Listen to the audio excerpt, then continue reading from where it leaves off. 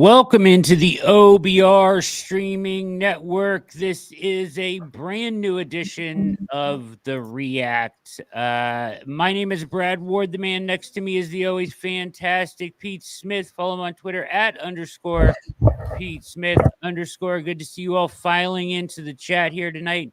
Make sure you hit like and subscribe on your way in or out. If you're over on X or Twitter, hop on over to youtube.com/Orange and Brown Report.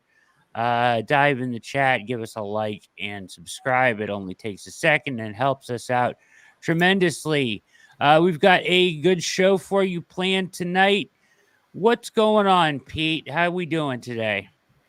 Good. The Browns won, so we've got that going for us. Things are headed in what seems to be a much better direction. I had been optimistic the last couple of weeks. That certainly came to fruition with the performance they had on Sunday. Frankly, did better than I thought they would, and all of a sudden, they're in a deep hole, but they've at least got a shot to sort of dig themselves out of this thing. They do, and it should be fun. It'll be interesting to see how they go about this. Trade deadline coming up. If we look at the injury report today, just real quickly, Batonio DMP, it's probably a veteran thing, right? Hicks still DMP. JOK is going to be out. Do you have any idea how long he's supposed to be out? No, and it didn't sound like the Browns were willing to comment on that either. I mean, it's impossible to know. So, I mean, they listed the neck as an injury. It's not like they put, as far as I can tell, he's not in the protocol. It's literally the neck. So whether that's basically like, he's effectively in a car accident in terms of the stress it put on him and all that, it's difficult to say. But obviously bad enough that they basically had him in the facility and then sent him home. Yes. Okay. Zadarius Smith noted not out there. He is listed as an illness on the injury report. Any speculation there? Oh, we can speculate. I mean, we can say that he's got might be traded-itis or something along the lines. It's, who knows? Certainly if the Browns get an offer they like, it would not be shocking to see Smith leave. He's coming off arguably the best game of his season. And there are teams, obviously, most people are connecting with the Lions, who are down like 3 edge rushers. Depending on how the Browns are going to go, he may not be back next year anyway. So they're sort of incentivized to potentially look to move him. And then lastly, and we've had this discussion before on the show, Denzel Ward in concussion protocol. They diagnosed him with the 6th diagnosed concussion since the NFL. Any concern there, Pete? Well, I mean, I'm always concerned when guys are dealing with head injuries, but curiously, the Browns are listing him as day-to-day. They have not ruled him out. So it's hard to say where this is going to go. I would presume he will not play this week, but, this is one of those things where you get a lot of bad quackery in terms of, how people think concussions work. And ultimately, this is between Denzel, his family, and the doctors as far as what he wants to do. But they've been good about letting these guys heal, which is ultimately going to make it so he can continue his career. But there's no sense from his camp that he's not going to keep playing. And as long as he's doing right by doctors and everything else, doesn't seem like there's a reason to. I'm not going to shut him down. That's up to him. I mean, this is sort of like the business we have chosen type thing. I think there's sort of an understanding that like this is what happens. Yep. So in the chat, they're kind of talking about Z. Kind of trade compensation do you think he'd be worth? I would love a 4th round pick. I would be very happy with that, or some combination of like, if it's lower than that, then like a 5th and potentially maybe a pick next year or something like that, or some sort of trade swap. But yeah, 4th round pick is like, to me, is that sweet spot of I will take this and you can have him right now. I'd wish him well. I think he's been very good for the Browns. starting to fall off a little bit this year, even though he's better in the box score. But I think he can help a team like Detroit if that's who's going to go after him, or one of these other teams. I think it's not unlike the Amari Cooper situation where you can make this move and still play and contend and do whatever else you're doing, which is what we sort of saw as people were sort of saying, oh, trading Amari Cooper is waving the white flag. Well, all of a sudden this week, it doesn't look like that. It suddenly looks like the Browns are fine and they're going to move forward. Yeah, I agree. You can be active at this trade deadline and still move onward with the intention of winning, right? I don't think it necessarily means that's it, right? You got a tremendous performance from your wide receivers this week in the absence of Amari Cooper, probably one that we wouldn't have gotten from Cedric Tilman if he were still here. So interesting there. Certainly possible. I mean, when the Browns drafted Cedric Tilman, I always viewed it as they were hoping that he could take over as the X. Now, that doesn't mean he's going to be a franchise wide receiver, and he's not going to be a top 25 or 30 wide receiver like Amari Cooper had been. But if they could get him to be a starting caliber X, that would be a huge get for them in the third round. And 2 weeks is certainly not going to establish him as that, but at least it gives you a reason to think that that's a possibility, and might potentially take that off the table as something you need to get, as opposed to maybe something that's an opportunity to get coming out of this season. Yeah, absolutely. He looked great on Sunday. A couple really, really nice plays. The one where he takes the huge shot on the final drive and then drives forward to the 50. And then, of course, the last play where he sets up Eddie Jackson, kind of got picked on all day, and with the in fake, and then goes over the top on the that play, which was they were bringing everybody, right? They were bringing pressure. All that whole final drive, and the Browns just kept going back to the same thing and worked it down the field, and then finally hit after the gift of a drop by Kyle Hamilton. So an interesting day. The Browns also dropped a number of interceptions as well on their side of the ball. We'd like to see them start to haul in as well. So, but we'll get to all of this. There's much to discuss from the game and going into this game with the Chargers, who are an improvement, at least in the ranking category, Pete, as far as a pass defense. I think they're like 9th in the NFL in pass defense, whereas the Ravens were dead last. So that potentially gets better this week as far as competition goes on the other side. So that will be interesting as well. Jameis played a good game, though, I thought. But let's start with our first video. This is Speak. And it's they are talking about that exact topic, the impact of Jameis Winston on the Browns this week against the Ravens and their massive upset win. Showed me they can win without Deshaun Watson. That's what they did. Because if you look at it, it seems like every time that somebody else is underneath that center, other than Deshaun, they win games. It just feels that way. I don't know if it feels that way or if it's accurate. I mean, well, they won some games with him. What did they do last year? They won some games with him, a handful. But when you add in JoeFlaco, they go ahead and go to the playoffs and make a nice. They went on a run. Nice little run. They went on a run. Nice little run. Right, and then all of a sudden, this happens. He's hurt. Jameis takes over, and it looks like that maybe they might want to figure out how to move on from Deshaun. And maybe take a look at people like Jameis, people that are not star-studded quarterbacks, but just kind of off the scrap heap to a point. Yeah, but I mean, it's not like Jameis came into this league as an underdog. No, not at all. So, that's what I said a minute ago. He can play the position. But what had happened to him in Tampa was those 30 interceptions that made everybody go, oh, this dude, he can't play the position. But he can play the position. He did throw for 5,000 yards. Right. I mean, and then when he was in New Orleans under Sean Payton, here we are again when he had the opportunity to step in at times he did good things. He just got hurt, unfortunately. So then he moves on to the Cleveland Browns in free agency. He goes there to back up Deshaun. Now he's inserted into the lineup. I think that he could continue to just hold on to this seat the rest of the season and do well. I think they're out of it. Yeah, they might be out of it. Yeah.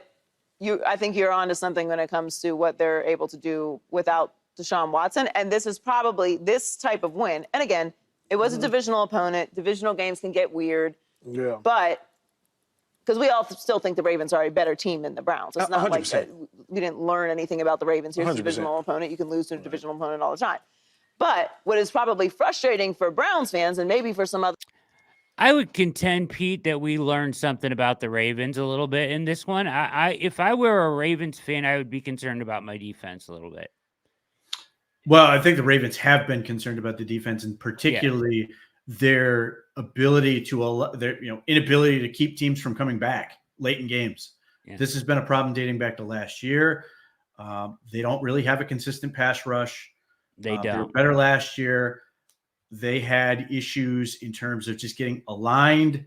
There were a lot of mental errors on that side of the ball throughout.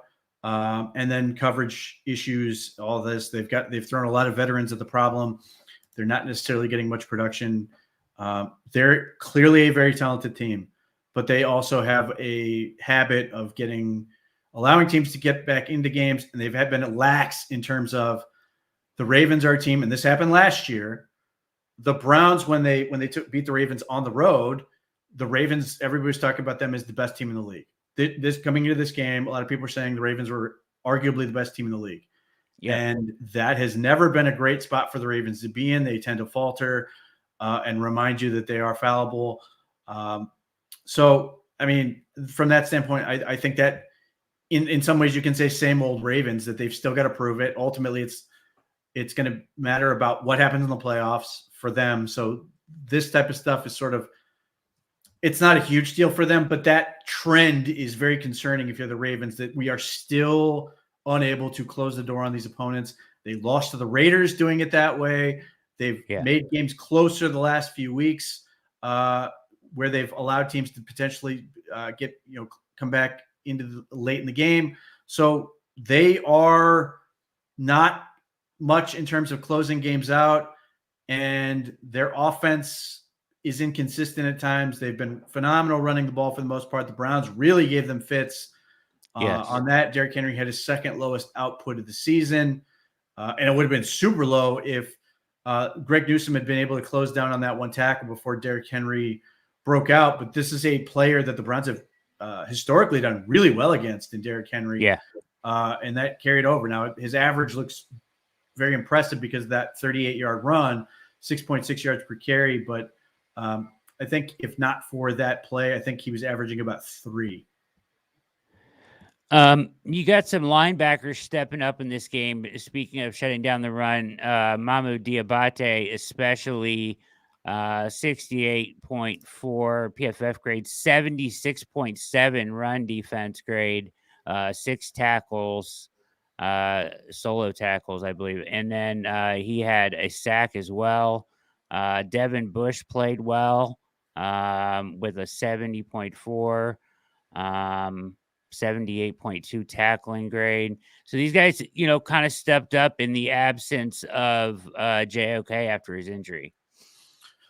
Mamu Diabate, since he's come back from the injury where he's on IR, the Browns have given up the 9th fewest rushing yards on average, 99.7, I believe the number is. But he's been a huge difference maker in that area.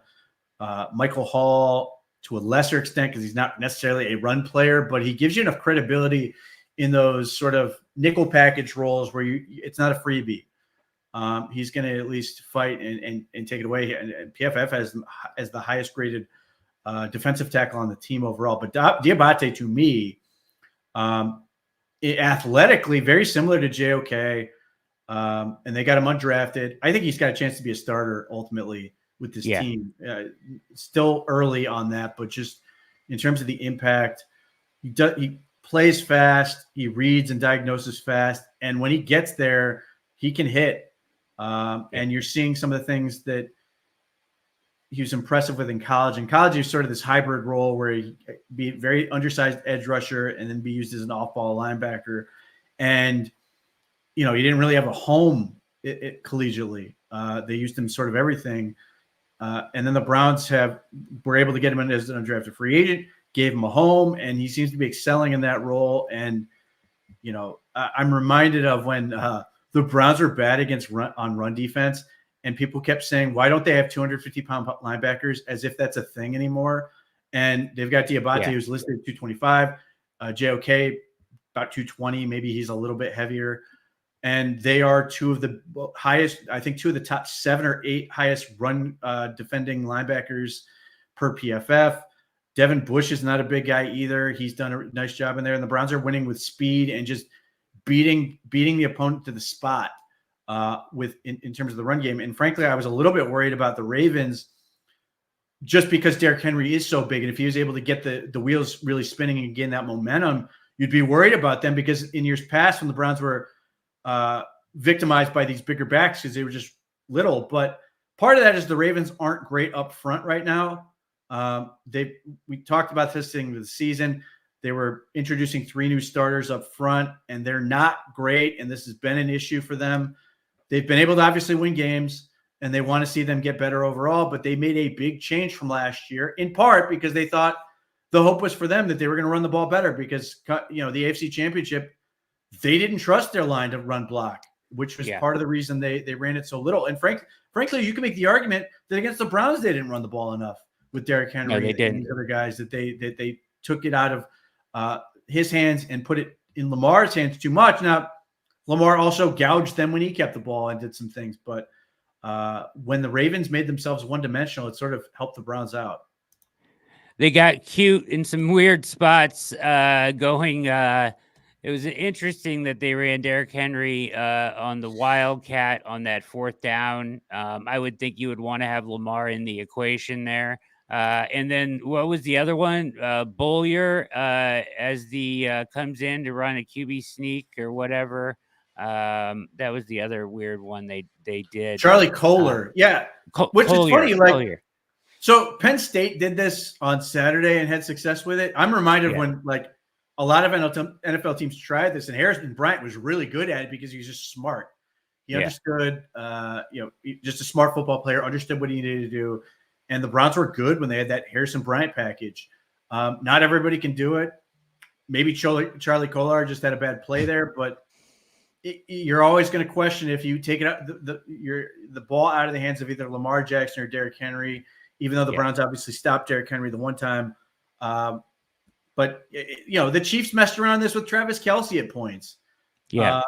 Like, why would you take the ball out of Pat Mahomes' hands, and yet teams still insist on doing it this way?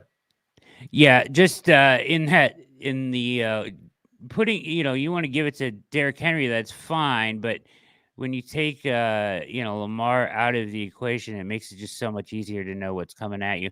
You did mention Michael Hall, and Pete, in the final drive especially, but in this game, he was as good, I think, as we've seen him in rewatching it. I mean, he was getting off the ball. He was working around the bigger linemen with ease and flushing Lamar out of the pocket frequently. I thought this was his best game to date from the rewatch, and I thought he was impressive. 20 pass rush snaps. I mean, he didn't have a ton of statistics jump off the page, but the stuff that he was doing isn't that really kind of thing that jumps off the page. He did get a 68 PFF grade for the game, but which is good. But I thought he was excellent in this one. His pass rush run rate is like 14.5, which is good. I mean, very good for a defensive tackle. Highest on the Browns by a wide margin. And he just ran. And if you get a chance, you should watch Kevin Stefanski's victory speech from the locker room. You'll see Mike Hall and Z behind him. They're basically dying. Like Z almost has to take a knee because they are so out of breath, because that whole drive, they're just chasing Lamar Jackson endlessly, and they are just completely and totally gassed. But this is why you got him in there. He's a defensive tackle with the speed to, flush and rush a passer from the inside out. And when you have a guy like Myles Garrett, obviously, and you have Obo Okoronkwo and some of these other players with a little bit more speed, that really gives them an added dynamic. And you're seeing why the Browns were so high on him and why they thought he was the prototypical 3 technique. And all of this, he's 21 years old. Like he's ahead of where I thought he would be. And I'm eager to see when he gets to finally make that big splash play. He's had a couple tackles for loss, but he's waiting for that. Obviously, can't wait to get that first sack and finally really make that play. But he's doing his job, and we heard it all about it in the preseason. Like every defensive lineman on the team kept talking about him, how good he was and how talented he was, and you're seeing it. And obviously, the suspension's going to hang over him, as it should. He's got to stay on the field and prove it to everybody that he can be reliable, but he's a lot of fun. And for what the Browns are getting from him, it has really changed the dynamic. Like here again, he entered the lineup three games ago. Diabate entered the lineup 3 games ago. You're seeing the growth of Isaiah McGuire on the edge. That's big time. 2 second-year players and a rookie that are really energizing this defense. And like you talk about, like, oh, Andrew Berry can't identify talent. And I'm sitting here looking at a defense which is almost all younger players. Yes, there are some veterans like Rodney McLeod and Z and some of these other things, but like the real cornerstone pieces that you're going to be relying on, JOK, Grant Delpit, those guys, Martin Emerson, ultimately, in spite of he's not having a great year, he's still an exceptionally talented player. Yeah. That's a young core that you're going to build around for the future. And the fact that they are getting those contributions gives you reason to believe that this has staying power. And if they can get Diabate to be a starting player, when I remember how many people were arguing with me how the Browns needed to take somebody like Peyton Wilson in the 2nd round. This is why I hate drafting linebackers, because you can find these guys. It's not easy, but you find them out. And the funny thing is the guy that, like, in a lot of ways, Diabate is what they were hoping Jacob Phillips was going to be when they drafted him. And unfortunately, he had 4 season-ending injuries. Similar frame, quick processors, who just play faster than the other team, and they've really hit it out of the park so far with Diabate. And man, he just really adds to that class that they drafted. Obviously, Ronnie Hickman's in the same boat. Yeah. Like you're sitting there going, this has a lot of talent to move forward and continue to keep that level up. So like we're obviously the Browns keep losing players to injuries, and it's just awful and miserable to watch. And similar to last year, at least on the defensive side of the ball, we're seeing the next man up come in, and they are sort of still playing at a high level. Yeah. You wrote an article on this today, right? So you can go read about this at the OBR as Pete discusses that draft class in depth. Good stuff. Make sure you hit like and subscribe. You're watching the React on the OBR streaming network. Watch a little bit more of this here, and then we'll get to our next video. The Browns players is that they didn't make the transition when Deshaun was struggling earlier because of the money, because of what they gave up to get Deshaun, because they felt they had to ride it out with Deshaun. Now it got taken out of their hands because of the injury. And Jameis comes in, who is a player that has a lot of starting experience in this league. He's not really a backup. Not really. Comes in and wins a game against one of the best teams in the league, in the Ravens. Right. You've got to feel frustrated that you're in this hole now. Because even if Jameis does continue to play at the level that he played yesterday, you're so far behind. Yeah. What kind of run can you expect to go on to climb back in it? That's what's really frustrating about it. Right, but it also, and it does, let's not just talk about the wins, the way they got those wins, Joey, what you were talking about, and the way they got them was each one of those guys threw for 300 yards. Each one. JoeFlaco was going off throwing the ball last year. Now he's 300 yards. We talking about 300-yard games. He had one receiver with 265 yards by himself. He is in heaven in Buffalo. Compared to what he had in Cleveland when he had him. So yeah, the first thing you say is, there's no way Deshaun Watson can ever suit back up for the Cleveland Browns. There's just no way. Our league is it's not going to happen. It's not going to happen. It's not going to happen. Our league because is a people are going to bring that up. They're going to bring that up. But then the second part, you start saying, okay, when we move off from Deshaun, and you think about this young man, you start saying, wow, okay, can we see a different Jameis? Like you talking about the Jameis with that, because this time he doesn't have the pressure. Look at what we see. Baker Mayfield in Cleveland, right? Sam Darnold with the Jets. Geno Smith with the Jets. And Jameis Winston. All of these guys, first picks in the draft, you go to them teams, that's a lot of pressure. You got pressure to win right now. There's a lot on you. Right. You got to learn it right now, deal with the pressure, and go win right now. Okay, it doesn't work out. Those guys go somewhere else. Now the pressure isn't so great coming off the bench. Nobody's expecting you to be all of this. Whatever you give us is good. And they're starting to take off now. We got to give credence to that. And that's what makes even what we just talked about with Jaden Daniels make him so special. Yeah. Because he's handling all that kind of pressure. So, yeah, I want to see now, can Jameis go catapult off this thing? I mean, this ain't no regular win. This is not a regular win. Right. This Baltimore. This is Baltimore. Do y'all know how? Is that Paul Pierce? That's what I was thinking. I have no idea. Key, where did you have Baltimore on your list? Number 2? Number 1? Number 1. Well, they was at 1 when Kansas City had a bye. They were 1, but they are 2 or 3, something like that. Like, I bet no. And they still gonna be there. With the way Baltimore was playing, nobody had the Browns beating the Ravens. So, All right, we don't need to listen to Paul Pierce talk about football. Not that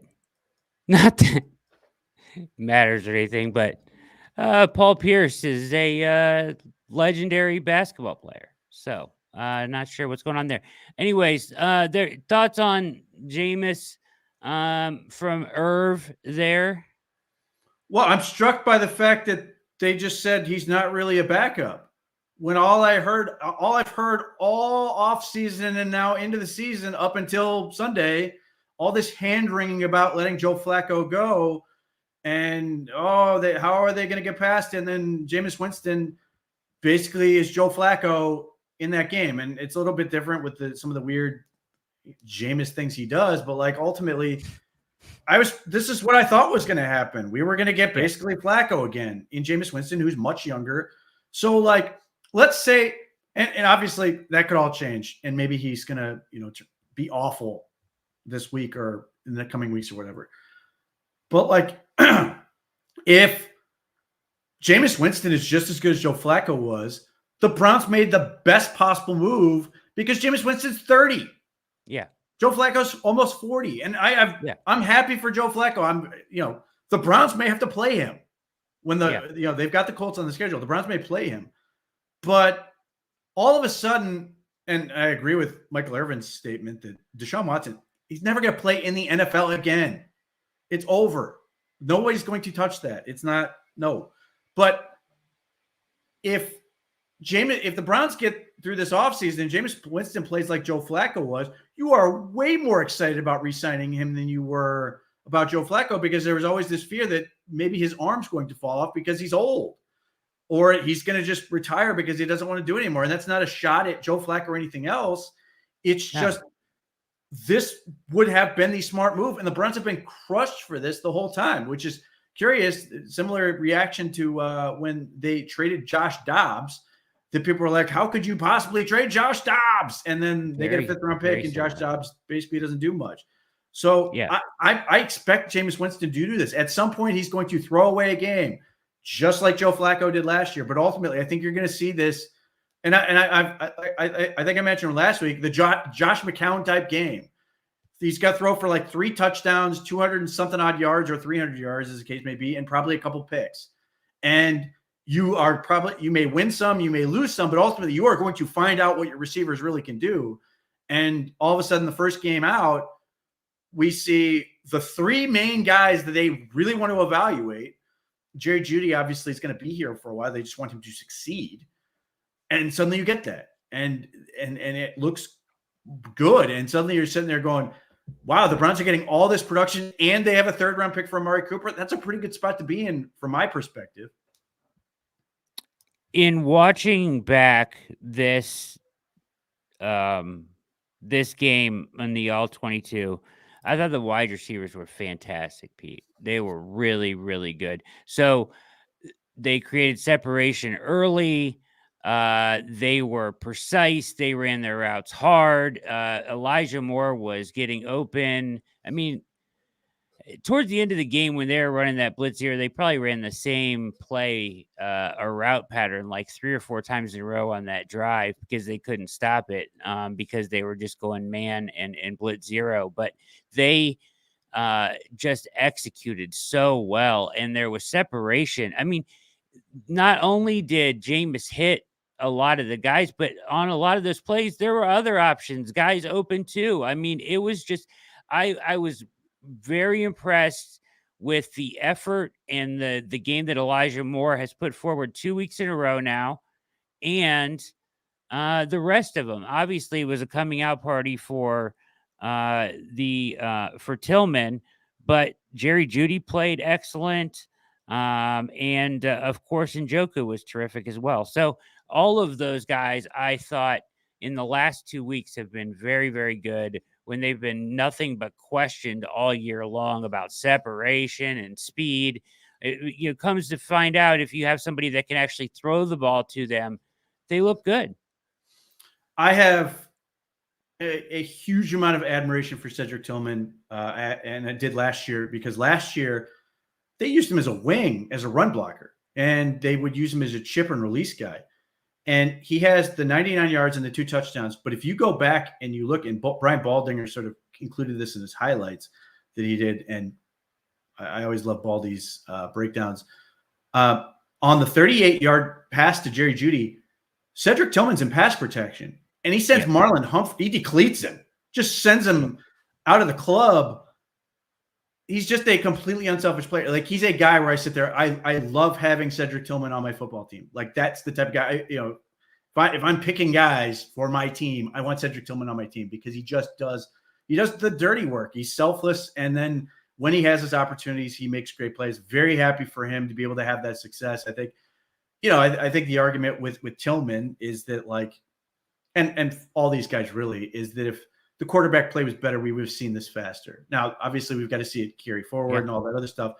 But that's really impressive. And then you have to sit there, watching and going, if Elijah Moore does this the rest of the season, they're going to keep him. And that's another guy you want to keep in your roster. Now, I'm not going to speculate on the money involved in that, but why wouldn't you? Like, and this is the thing when we talked about this offense and what they were putting in, like, this really set up well for Elijah Moore, who just gets open, has an understanding. Now, he has some drops and stuff, although nobody dropped a pass in that game. None. Which is a testament to Jameis Winston getting the ball out on time more than anything. Like, it was predictable. Guys knew when it was going to expect it, all that plays a role in that whole thing. He also threw some really pretty balls, but, like, you look at those two guys, you should go, Jerry Jeudy was really, really effective in that game too. David Njoku is good. And you're sitting here going, okay, Cedric Tilman, hopefully he can take that step and earn that X spot. But then I want to keep Elijah Moore. Now, I would still say keep adding more wide receiver talent, and who knows what we'll see with Jamari Thrash. But, like, all of a sudden we're sitting there going, oh, we're in pretty good shape again. When, I may recall a beat reporter suggesting that the Browns receivers weren't fast enough to run this offense. I thought they looked pretty good in this offense. Now, he may disagree, and other people may disagree. This is, to me, was the offense that we've been waiting to see. They've got to carry it forward, and teams are going to adjust and adapt based on competence. But it was everything you would hope for from those guys, and they made a number of big plays. Tillman made plays in traffic. Elijah Moore made a couple of really nice plays, and Jeudy showed off his speed. Like, you have a really nice group there. It doesn't have, like, the big star maybe, and they need to ultimately find some of that type of guy other than Njoku, who can be that guy. He could be the point man. But you have to be excited about that group if they can keep this going. Now, we'll see. I mean, 324 yards between those top 4 guys is a pretty good place to start. Yeah, absolutely. And even when they weren't getting, despite what they're saying, as we pointed out in a previous episode, even when they weren't getting the ball, they were still separating, and the data showed that. So, All right, let's go to ESPN. Well, I guess this is Rich Eisen and Dan Orlovsky. A quick little video on also Jameis, but kind of Orlovsky's thoughts on Jameis moving forward. Yeah, okay. Jameis, because again, that was the general sense as we were watching Deshaun Watson struggle, is that Winston would look better. No Amari Cooper, change of play caller, in comes Jameis, and voila. Is that as simple, Dan? Yeah, I mean, one, we know that there's always, when the quarterback change happens, it feels like instant better performance by everybody on the football team, certainly the offense. We've seen that a couple times. I think the big thing is, and Jameis kind of intimated it, I believe, after the game in a post game, when he said, when I'm making consistently great decisions, I'm a very good starting quarterback. And that's really how it played out. Like he made a ton of really good decisions with the football. I think the second thing is he gave guys chances. When you play quarterback, when you play with conviction and you play with confidence, and the literal way that plays itself out, Rich, is you are getting the ball out of your hands quickly. And that makes, so number one, the offensive line has to protect shorter because the ball's coming out. Number two, the most open guys are in the NFL is immediately out of their break. It's not like they get more open after getting out of their cut. And so when you're throwing it with conviction and on time, the receivers have a little bit more space, or they can adjust to the football a little bit. So I think he gave some guys some chances. It could also be said that in my opinion, what the Ravens did specifically at the end of the football game was odd to witness, running 6 straight all-out pressures with man coverage with 2 defensive backs who are starters not in the game. So Jameis was wildly impressive, and he's easy to root for.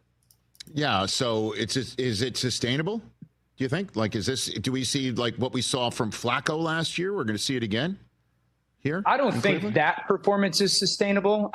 Because, again, I think teams are going to play a little bit more tactical in certain situations, a little bit more measured. When you're getting all out pressure, it's like just throw it to a guy and hopefully he wins, or you could block it up, or you make a play in space. I think teams will be a little bit more reserved with kind of the coverages that what they want to play. Again, he gave guys chances in one-on-one situations. The Njoku touchdown, he makes the play. Those aren't consistently plays that are going to get made. That's just not the NFL. It's just throwing it up for grabs. And I don't want to say he did that, but you're not constantly going to win those one-on-one kind of 50-50 balls. So I do believe an uptick of performance when in comparison to what Deshaun was doing. Absolutely. I don't know if they're going to go score 30 a game, and that's sustainable now. Catch the Rich Eisen Show every single day on the Roku channel, 12 to 3. All right, there's just kind of a breakdown. The thing that I wrote about in that, and you mentioned already is, you get this elevated, you kind of get this boost from everybody, right? When the quarterback change, it's kind of like the coaching change. You get a little bit of a lift. I don't know how sustainable you think it is, Pete. I guess that's kind of my question, because you do get, everybody stepped up for with the new quarterback. There was a renewed energy with this team, and I thought that was obvious. Well, as I've sort of written, I thought Deshaun Watson was an energy vampire to everyone. Yes. He sucks the life out of everyone because he just degrades everybody's confidence. Guys don't feel like they're involved. The ball's not coming out. It just takes a toll. And then we get into the body language policing and all this other crap that doesn't really matter and is not necessarily indicative of anything other than the quarterback stunk. And then Jameis Winston is, basically resuscitating these guys' interest because they know they're going to be involved. They know they're going to get the ball. He's going to almost to a fault believe in his guys, that he's going to give them shots. So, as long as that's happening, I have no reason to think it won't, in terms of just believing that he's going to get these guys the ball, believing that he has the capability to do that, and giving them opportunities. I don't see any reason for them to stop doing it. I saw in that game, I saw the team from 2023. I saw a team that Exactly. wasn't pretty necessarily in a lot of ways, but just fought longer than the other team did and outlasted them. And ultimately that's what happened. And they certainly got some good fortune in that game in some of the ways things played out. They also overcame some situations that definitely went against them.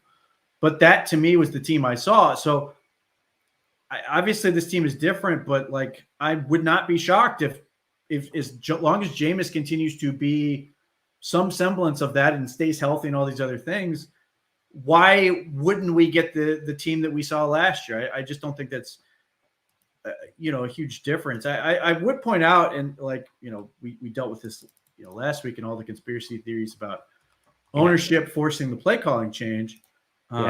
Which I don't know. I haven't really checked to see how many people are really dapping up Jimmy Haslam for making that change. I suspect very few.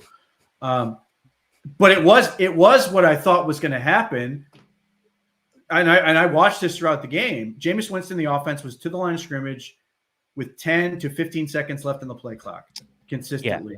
They had time to get everything squared away, shifts, change plays, all those things. And we saw fewer miscues. We saw fewer errors in terms of that, because I think racing the play clock creates a level of stress that sort of leads to those types of mistakes. And I think that was a major reason why Kevin Stefanski made the change. I think he just wanted to let Ken Dorsey go. And what the other part that I would sort of say is a misnomer, the Kevin Stefanski versus Ken Dorsey offense is crap. They run the same offense. The guy who's the person who's actually changing the offense is Jameis Winston versus Deshaun Watson and JoeFlaco versus these other guys, because what people seem to forget is that like the quarterback has, as Kevin Stefanski has said on any number of occasions, the quarterback, they're not going to run anything the quarterback doesn't want to run. So the offense sort of endears itself to whatever the quarterback really wants to do. And people are like, hey, this is the Flacco offense that they ran last year. No, this is what Jameis wants to do. This is where Jameis' comfort level is at. And some of the stuff they were running that they did not do with Deshaun Watson, because he doesn't want to do that, was max protect. We saw more guys staying into block. We saw more guys sort of giving them the ability to drive the ball down the field. And if Deshaun did not want to do that, they weren't going to do it. So Jameis is making that decision. And certainly the Browns coaches are saying, hey, what do you think about doing this? And do you like this stuff? But ultimately the quarterback is really the one dictating it. And frankly, that's one of the smartest things I think the Browns do. Obviously you can sit there and go, well, Deshaun sort of ruined it for everybody in that sense. But Jameis knows what he's confident in running. So let him have that input to put him in the best position to succeed. And I think we saw the fruits of that in terms of Jameis felt really confident throwing the ball around the field. We saw that with JoeFlaco. We saw that with the number of other players that the Browns utilized over the course of these seasons. So, I think at some point you got to say, good job, Kevin Stefanski, for being willing to sort of, be selfless in that regard and not make it about you, because I don't think he was.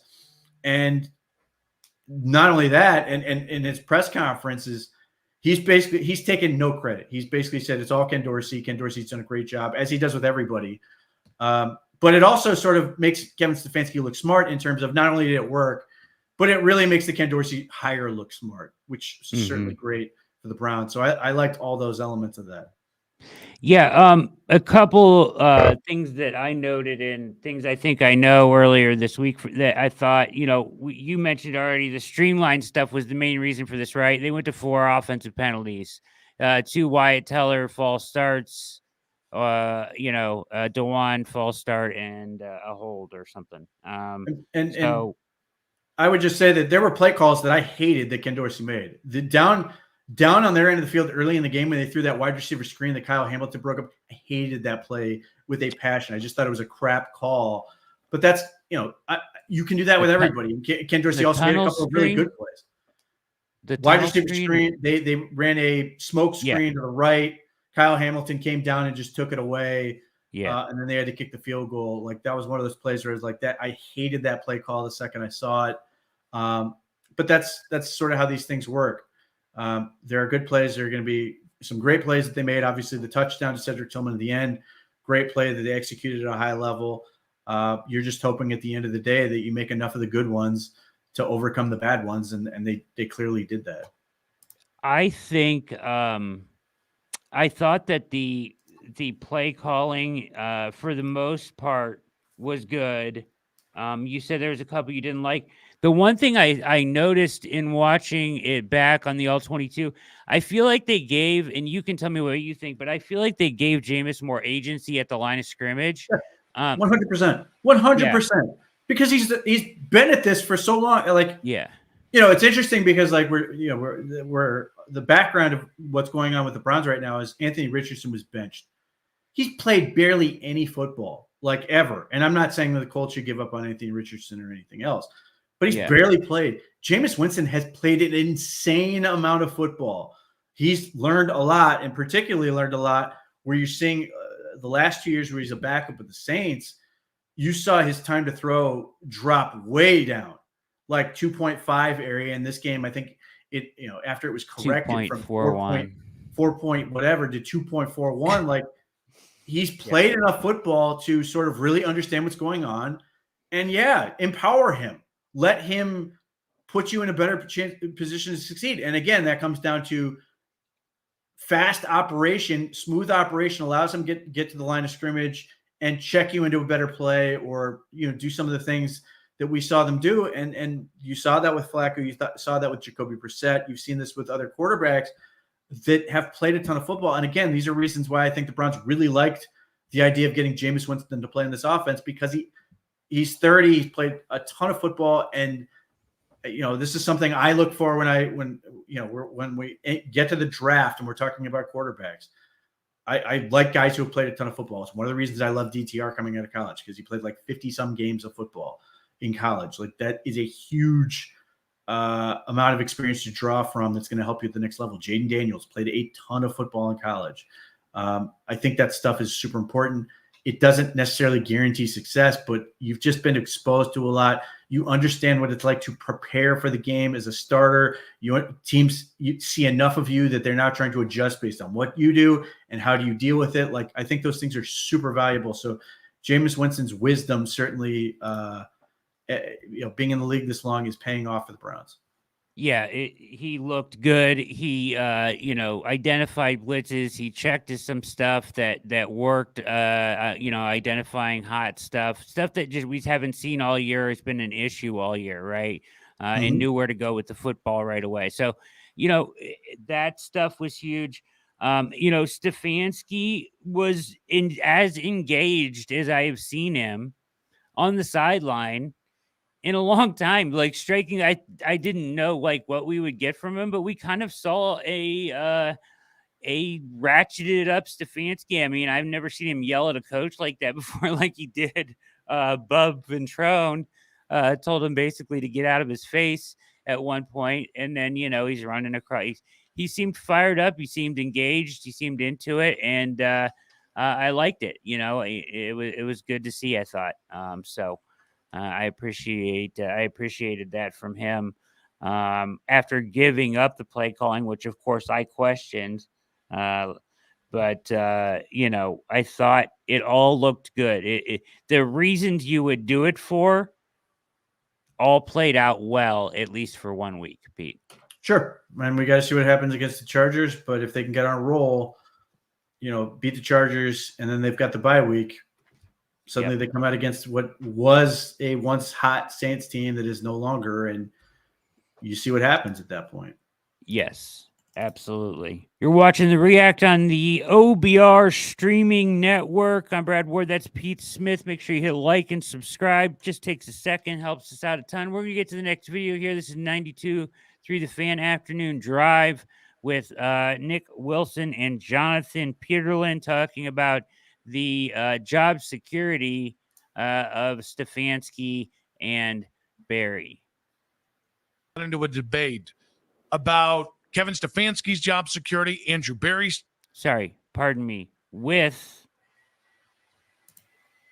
Albert Breer. Albert Breer. who does a segment once a week on the afternoon drive with them. So, yes, with Albert Breer. Thank you, Pete. Job security. Now, I know that's like a loaded question, and I think people around the NFL like both guys. But is what keeps Kevin Stefanski employed with the Browns as head coach, which is basically winning, is that the same thing for Andrew Berry? Or are there other ways he can show Jimmy Haslam his value leading through the rest of the season? Well, the fact that they just got contracts, I think, helps. Now, I would say, like there's still that Deshaun Watson thing hanging over everything, right? Like, so how is that going to affect the decision making? I'm not quite sure. What I would say is that, I think if you pull that decision out, and we can argue till we're blue in the face and whose call that was, I still see a good roster. I still see a team that's got, a really good core and is strong with upside at the premium positions. Like, I still see a lot there, So like again, like that's also what's going to be interesting about like the next 5 days, 6 days, whatever it is until we get to the trade deadline, 7, I guess, from today, right? So is Zadarius Smith traded on Monday? Is Greg Newsome traded on Monday? If you're letting your general manager do things like that, like then I do think that it's an implicit vote of confidence, So. You agree with that? Yeah, I thought the second Amari Cooper was traded, that was indicative of where this thing was going. I've said all along, I don't think either one is on any hot seat other than the one that people are trying to invent.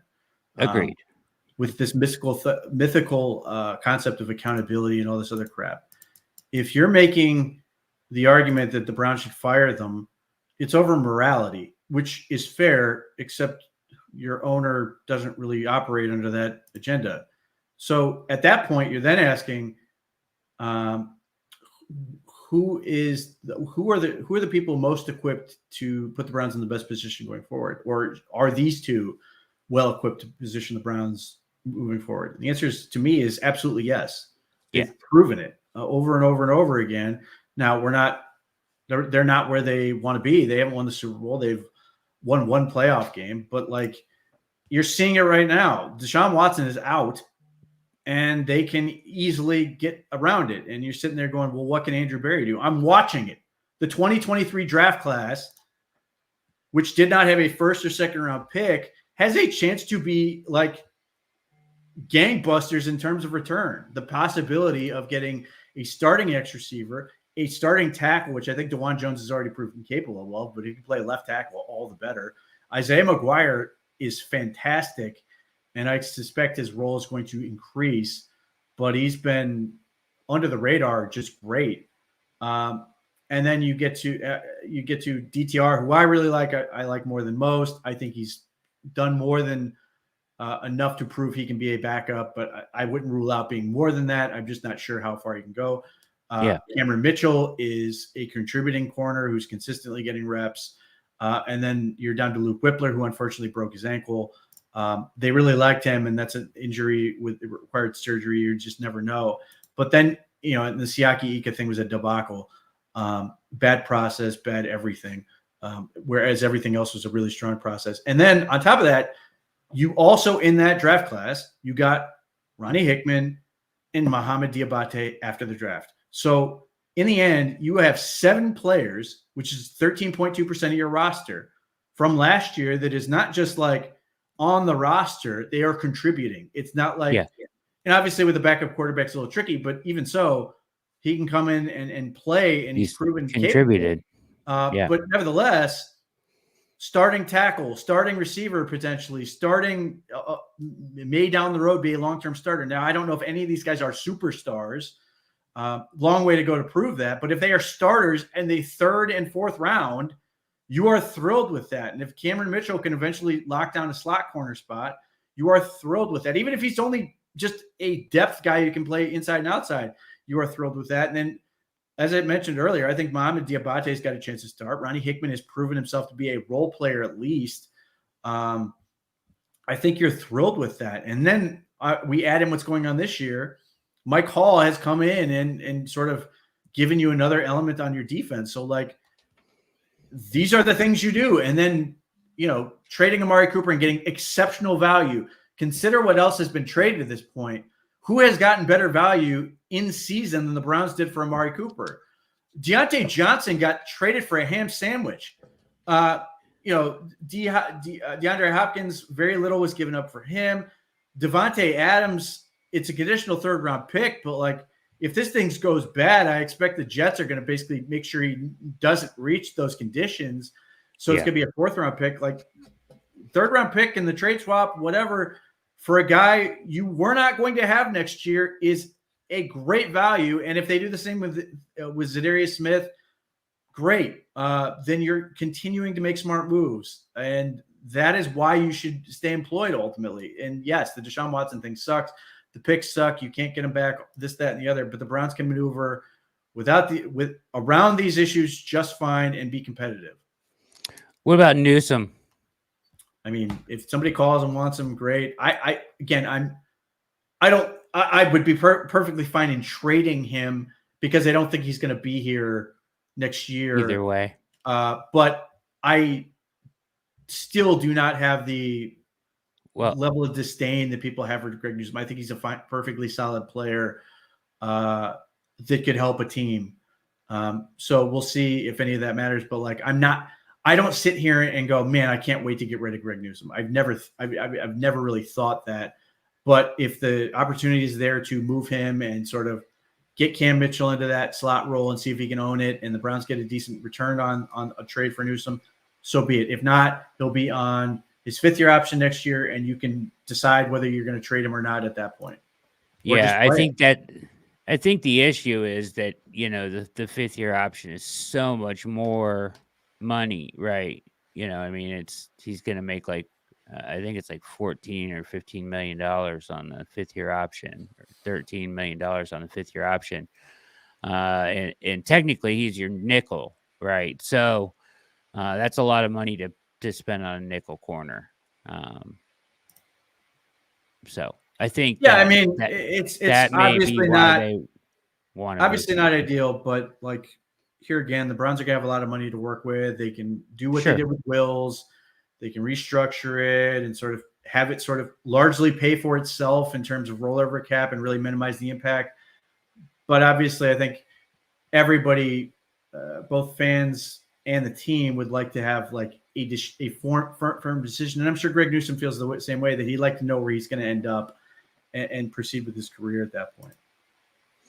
And the chat pointing out, he is, and I admit, he is more valuable than Justin Nickel because he can play on the outside. Yep. And I've mentioned this before, which is why you may be able to get additional trade value for him, because somebody else may view him as an outside corner. Now, if you're concerned about the Browns' health in this room and you want to make sure you have depth there, which they've never seemed to really, they've always never had a problem having a lot of corners that can play. Maybe you want to keep him around for that issue. All are on the table. Good points from the chat as well. All right. Continue with this video here. So I don't have any reason to believe either of those guys are in trouble. And I think as much as anything, it's because, Jimmy Haslam and the ownership group really have wanted the model that they have right now for a long time. The Browns made the playoffs twice in their first 4 years under that model, and they made the playoffs last year under extreme duress. And, again, like the quarterback decision, I don't know that's on Kevin and Andrew quite as much as it was an organizational decision. We can put it that way at least. Thoughts? I mean, I've sort of run my theory on this whole thing, which is that, Kevin Stefanski and I guess Andrew Berry first basically said, hey, we need to look into this in terms of Deshaun Watson. And I think, they sort of sold Jimmy Haslam on the idea. He did his investigation. And ultimately, when they got down to it and Kevin did his sales pitch and all this other stuff, I think they basically said, I think Jimmy Haslam probably asked them, is this the guy? They said yes. And then he got too competitive for his own good and guaranteed the whole contract. So they all sort of have to own this. I mean, ultimately, I would still put it more on Stefanski and Berry, but here again, they are able to endure and make it work in the same way that the 49ers have gotten past Trey Lance. Like, by all right, John Lynch and Kyle Shanahan could have been fired for that. But they're good enough to get past it. I think the Browns have proven they're good enough to get past it. And this is a organization that has never shown that type of resilience. And the fact that they're able to do that is a testament to the program they've established. They're never going to get there. It's always going to be sort of in their professional sort of,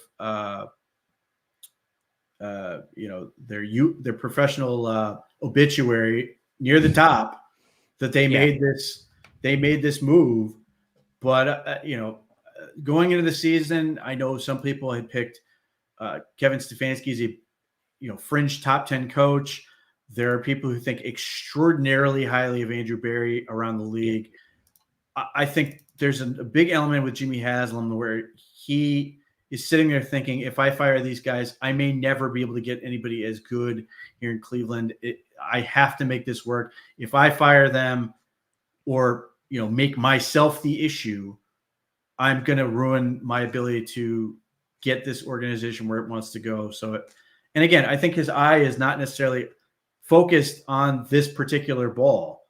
It doesn't mean he doesn't want to win. It doesn't mean he's not asking questions, all those other things. But I think priority number one for Jimmy Haslam is the dome. And I think everything he's thinking in terms of, is this going to help me or hurt me? And I don't think Kevin Stefanski and Andrew Berry getting fired helps him with that situation. I think it makes it worse. Agreed. We're going to go to the Ultimate Cleveland Sports Show for two videos here on tonight's show. The biggest two topics really, or one of the ones that I wanted to get to was, of course, Dawand Jones and his performance. Let's talk about that. We'll get into this video and then we'll discuss it. But, playing left tackle, we can talk about what we saw here in a minute from it. And after we react to this video, hit like and subscribe. I'm Brad Ward. That's Pete Smith. This is the React on the OBR streaming network. Well, it was a heck of a performance from Dawand Jones making his first career start at left tackle. Jed Wills was out with an injury, but I'm not sure he's going to get the job back, even if he's healthy. That's how well Dawand played yesterday. Listen, Jed Wills is not any good, but let's not get carried away. It was one game. It was shocking because Dawand Jones has been awful this year. He's been just terrible. I think maybe he was a left tackle all along. I think he barely played it in college. I don't think he did play it in college. I don't know that he ever did. That was crazy. He did, but briefly. Did he? I'll be curious to see. One game at Ohio State. I'll be curious to see how he graded out, Mike. Are the grades out yet? Yes, they are. I'll put it up right here. How'd he do? Jameis was the highest graded Brown. Not surprising. And Dawand Jones actually did not grade out well whatsoever. He graded out the lowest on the Browns with a 38.7 grade. I watched him. I tried to watch him quite a bit. Listen, we don't know the assignments. He looked great. There was one play for sure he got away with a hold where he tackled the guy and laid on him, and they didn't call it. But for the most part, I thought I talked to other guys across the line who thought he played well. The big thing for Dawand, we've talked about it before, is his weight. Yeah. And I finally got a number yesterday that he was up to 415 this year. Wait, was that his peak? Or that's not right. Is that right now? That's not right now. Because I do think he's starting to go the right way. He is. But I said this. You did fat say he was guys 400. know when other fat guys are lying about their weight. Yeah. And there was no way he was 360 or whatever the hell they were calling him. He was up to 415 in the last few weeks, and give him credit. He's taken the conditioning seriously. I don't know if he's changed his diet at all, but he's trimmed down, I believe, about 40 pounds. So he's back down around 375. And if he can drop another 20, 25, that would really be his sweet spot window to where he could play in. Listen, another big part that we haven't really touched on is the fact Wyatt Teller came back to right guard. So that really solidified the line. When you put Wyatt back in at right guard, Dawand. It's the whole starting line, except for left tackle. Except for left tackle. But I think also, Sargi, but nobody went out on the O-line during the game. I think every guy that started played every snap, which we haven't seen. So there was some First time this year. continuity there. Hey, think, real quick, Go ahead. 415 was when, Jason? Is that training camp? Was that some point Early during in the season when he was getting Blew beat by. when he was getting beat like a turnstile. Yeah.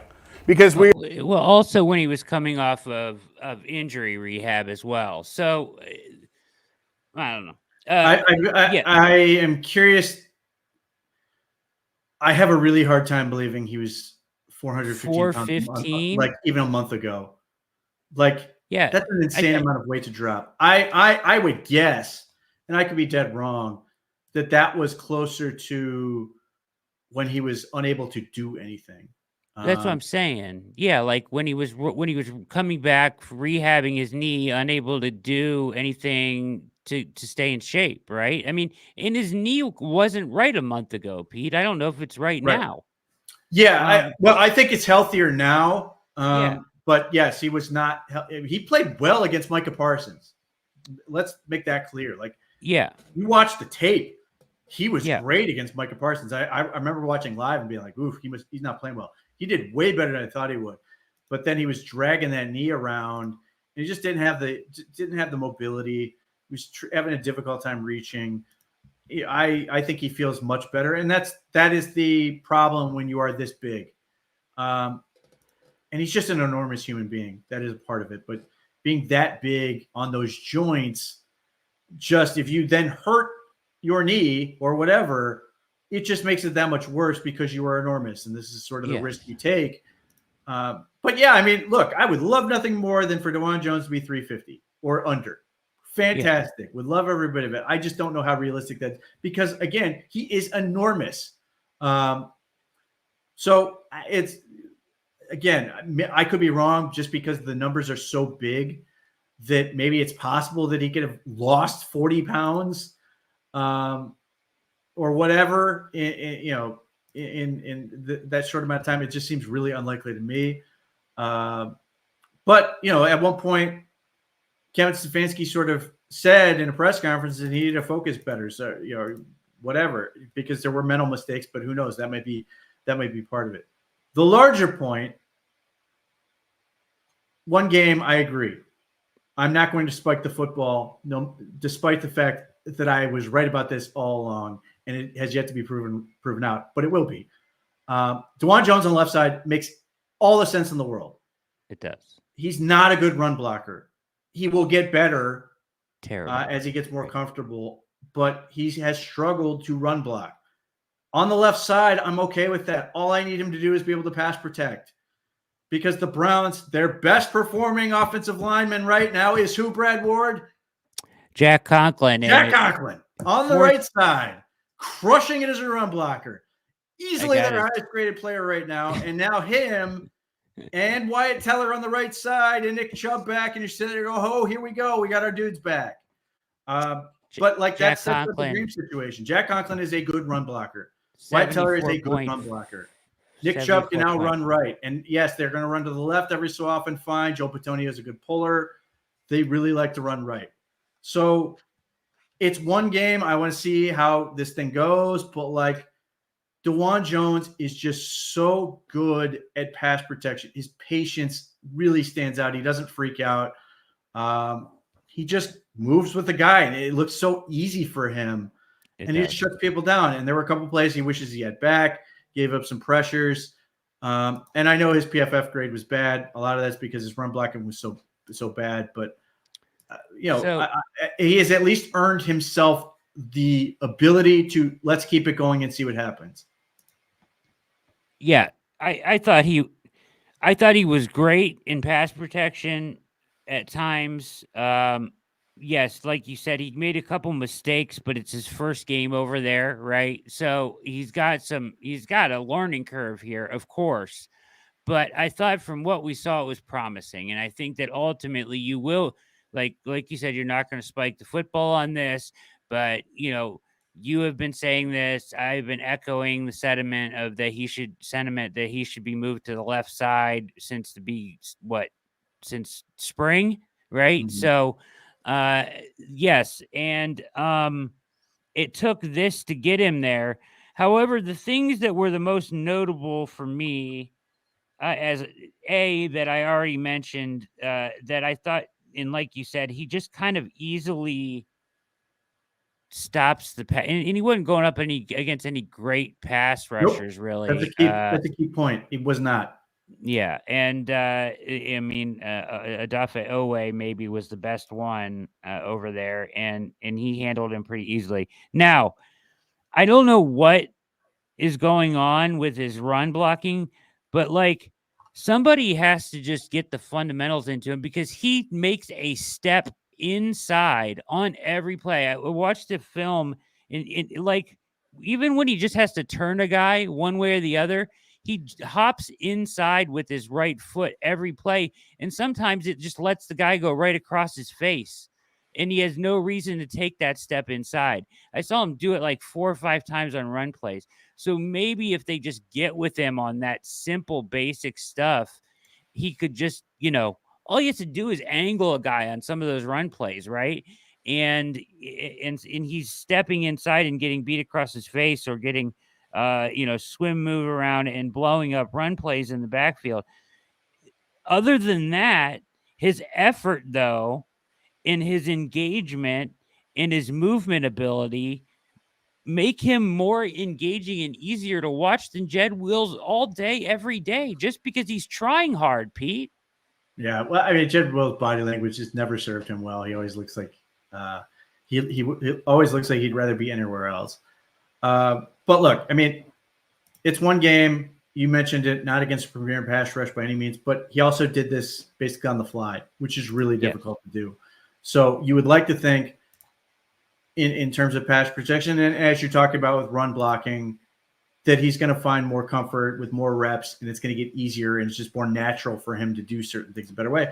But this has been an issue last year. He's awful as a run blocker last year, which is why I hated him at right tackle, because you could not count on him to do his job. Now, having said that, he's a bookcase. You cannot. It's not easy to get around him. So if he just fires off at the correct angle, like he can down block and move people out of the way, and he's in a scheme that makes more sense to him. Like I hated watching him try to get out in space last year. It made no sense. Down block, pullers, and let's go. Like if that's all he does, or some inside zone type stuff, great. He got some double teams that were able to, he's just so big, he overwhelms you. So let's see where it goes. The big key here is Dawand Jones has a future that Jed Wills does not. So there's every incentive for him to continue looking at this. But if this works, if this continues to go well, and Jack Conklin stays healthy, and Dawand Jones can lock this down, you're still going to need to draft or otherwise acquire more tackle help to develop. Yes. But you are so well off in terms of your ability to do this. And I could be wrong. I believe I listened to this show a week or two ago, and they said the Browns needed 8 new offensive linemen. I would hope that number has been edited down a little bit based on what we just saw. And you've still got guys that you're trying to develop. You've still got Zach Zinter, who I've talked about as a guy that I think the broken leg really hurt him in terms of his lower body strength. I think it's going to take some time. I really hope that Luke Whippler is able to come back and be good. But Dawand Jones is a young player and someone you can build around. If you're asking me right this second, I think they're going to need a starting center this offseason. But overall, you are looking for the future and trying to get good at some of these spots. And to me, I think locking down the tackles is great. Guard, to me, is still more important for what the Browns want to do and what a lot of teams want to do. And you need good, solid tackles, especially in pass protection, and getting a weapon out there that's superb is great. You need good guards that can run block. Wyatt Teller is certainly one of those who's capable. Joel Bitonio hopefully can keep going, but ultimately they're going to have to address that in a meaningful way. Zinter is not enough. Yes, it's great that they've got him, but I think they've got to also get another guy and potentially a premium guy. Last note I have on pass protection here, Pete, before we go back to the video. Nick Chubb is so much better in pass protection than any other running back they have. Like, he literally pancaked the guy on the one play, and he is so much better identifying the pressure and block and stopping the you know what I mean? Like when he's picking up a blitz or whatever. While we watched Foreman and Ford and Strong get run over multiple times in the first 7 weeks, pardon me, 6 weeks. Chubb has been terrific since he returned. Yeah, and they didn't get a chance to really do too much with it, but I liked what I saw from him out of the passing out of the backfield. There were a couple of opportunities where I thought he was going to end up getting the ball. But yeah, I mean, Kevin Stefanski gave him a ton of credit on the final drive, his ability to step in there. Like, this is a thing that Kevin, that for a lot of his career, Nick Chubb was not good at. He wasn't bad, but like Kareem Hunt and some of these other guys were a little bit more proficient, a little bit more reliable. Nick Chubb has gotten to that point where he really understands what has to happen, and now he's a weapon in that regard in terms of pass protection, and it really helped upgrade the overall unit. And again, Jameis Winston deserves all the credit in the world for his performance on this, but you got to stabilize tackle situation. You got Wyatt Teller back and Nick Chubb in the backfield, and they did more max protect stuff, and it allowed Jameis to do all of these things. I lied. I was going to say one more thing. Teller being back helped a ton, but he wasn't great either. Probably coming off of injury, he can play much better than he did as well. So yeah, I mean, he's still. There are still players you see the physicality and his ability to just jolt people, but he's got to be better with his landmarks and just getting comfortable. And there's some issues in pass protection. So I agree. All right, back to this video here. We all wondered if it was the knee, if the knee was bothering him, and what came back to me was like it was the weight more than the knee. But and listen, what did we talk about last year? Maturity, being a professional. Yep. Well, what is maturity and being a professional? Keeping your weight under control. Showing up on day one, ready to work. Ready to work. Not 30 or 40 or 50 or 75 pounds overweight. Yeah. Right. I'm stunned, Jason, because that's been a propensity for him. And we've known he's a big, large human being. But He's stunned, Pete. He's stunned. He was coming off an injury. Come on. I mean,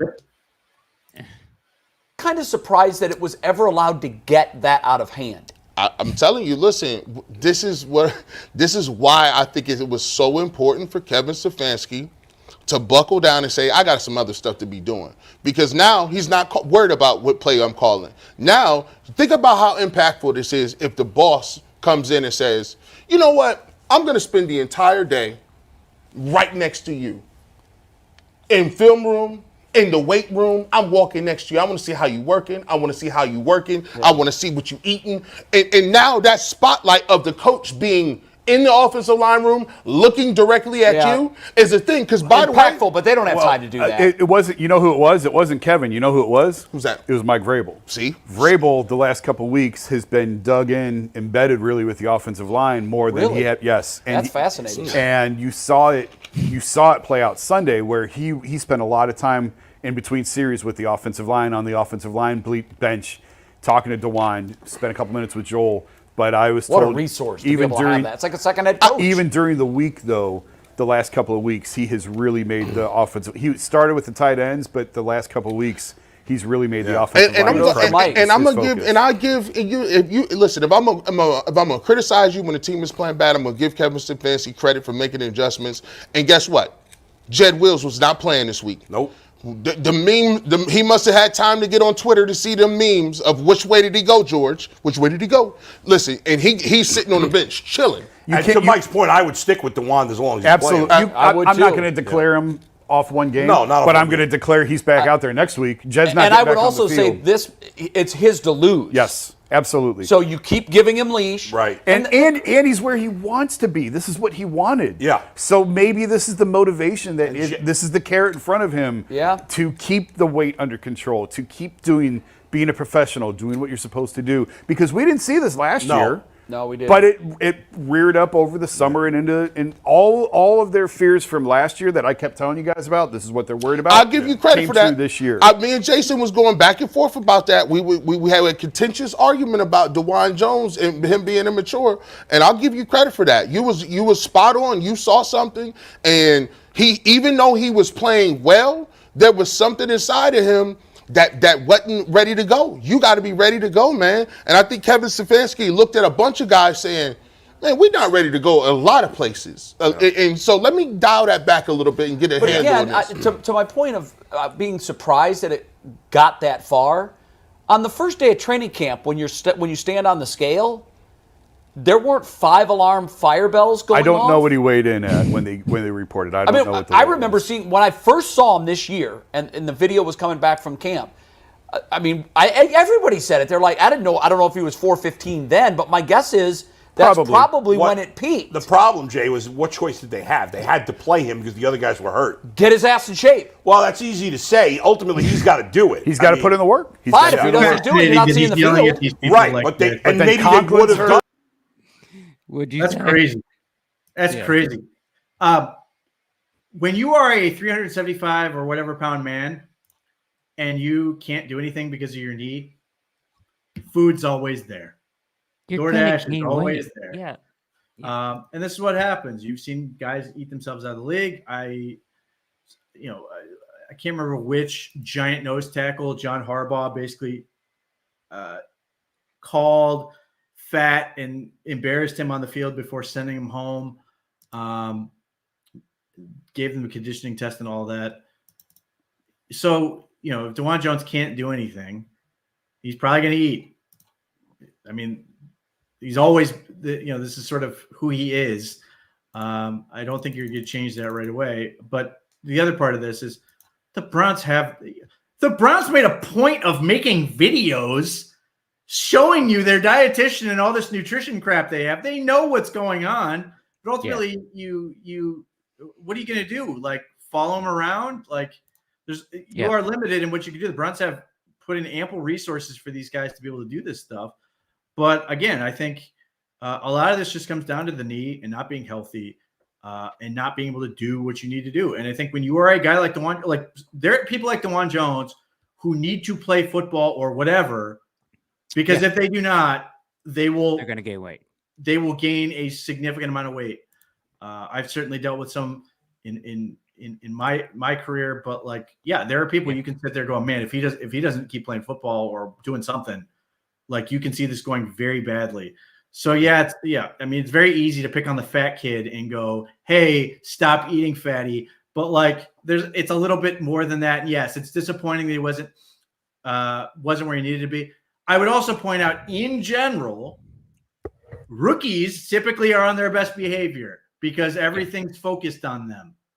It's usually in year 2 where old habits sort of creep back in.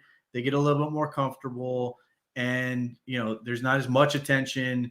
And these type of things happen when you sort of get into the, whatever red flags they come up with in terms of character or work ethic or these other things tend to happen the second year as opposed to the rookie year, when they are all just terrified of everything going on, trying to do everything possible. Now, ultimately, look, hopefully this is the wake-up call that he needed, and I suspect Dawand Jones is a guy who feeds off success, and success gets him to do more of the right things. And I suspect not playing well, being embarrassed, the mental mistakes were not good for him in terms of sort of where he was at. Whether that motivated him to get better or whatever, I don't know. As for the Mike Vrabel part, great. That's what he's here for. That's why he brought him in. But as I said, it's fantastic that Mike Vrabel got involved. I would just say there are layers of people trying to be on top of this stuff. Yeah, it's a good point. He's not going to be your offensive line coach going forward. Just never going to happen. Which, by the way, everybody's been so hard on Andy Dickerson. If he gets Dawand Jones to playing starting caliber left tackle, basically at a moment's notice, he's got to get some credit here, because he's been working from behind the entire year with all these injuries, and people have been blaming him for everything when he hadn't had anybody to work with because they're all hurt. Yes. Definitely a notch for him if he can get Dawand to work on the left side. Massive. It'd be massive for the roster to be able to have somebody. He has had success with guys of a similar stature in terms of just being enormous. back in his time with Seattle when he got back 2 rookies to step in and play pretty good football for the Seahawks. Let me get rid of this idiot real quick in chat. Thank you. All right. All right, let's go to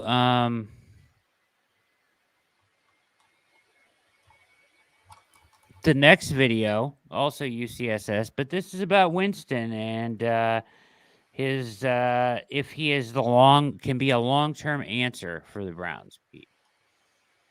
Pushing it forward, what are the chances Jameis can end up being the Browns' long-term answer at quarterback? When you say long-term, what are you talking about? They signed him what to do you a mean by that? 2-3 year deal, maybe longer, but they don't draft a quarterback in this year's draft because they feel comfortable that Jameis is the guy moving forward. So this is what I'll say. This is what I'll say about that. First of all, there's 2 people on this Browns roster right now that they're going to look at heavy for the rest of this season because they can really influence the draft, and that's Jameis Winston and Dawand Jones. If those 2 guys, if Jameis goes out there, he's not throwing for 45. Let it go, G. If he goes out there, he throws for 4,000. No, I'm just kidding. I'm just kidding. Let's go, Tyvis. Let's go, Tyvis. Let's go. 400 Let's yards go. a game. Let's go, Tyvis. Yeah. Let's go. Let's go. I know you've been waiting. Come on, dog. If he goes out there, he plays well. I think you do. I think you don't make the same mistake that you made last year. The one thing that I will say about this front office is that they do learn from their previous mistakes. You know, we had a D tackle problem. They fixed that. Had a wide receiver problem. They went out and they tried to address that. So they do a better job with that. Last year you had this quarterback. You had Deshaun go down with an injury. You decided to go with Joe and you let Joe go at the end of the year. Joe actually looks really good in Indianapolis right now. At least I know he won't be tired. He won't call himself out of the game when he's tired. But that's a whole nother. Have you ever heard of that? Blew my mind. He said I was tired. I said, what? In the third quarter? Anyways, that's neither here nor there. Back to Jameis. I think that if Jameis balls out this year, one, Deshaun ain't coming back for next year to start the season anyways. So I think that you need to have somebody that's brought confidence, a guy that guys will get behind, that guys will play hard for. Jameis will be that answer. Now, if he does play really well, then you're not picking in the top 5 anyways, because you would assume that they won a lot more games. With that being said, yeah, I would sign him to a 2 or 3 year deal because now you can take that first round pick and maybe you can go get another wide receiver or you can go get another corner. Because to be honest with you, I'm on the Travis Hunter thing. If Denzel can't come back, I'm going with Travis Hunter in the first round, no matter what. I don't know what we got to trade, but that's what's going to happen.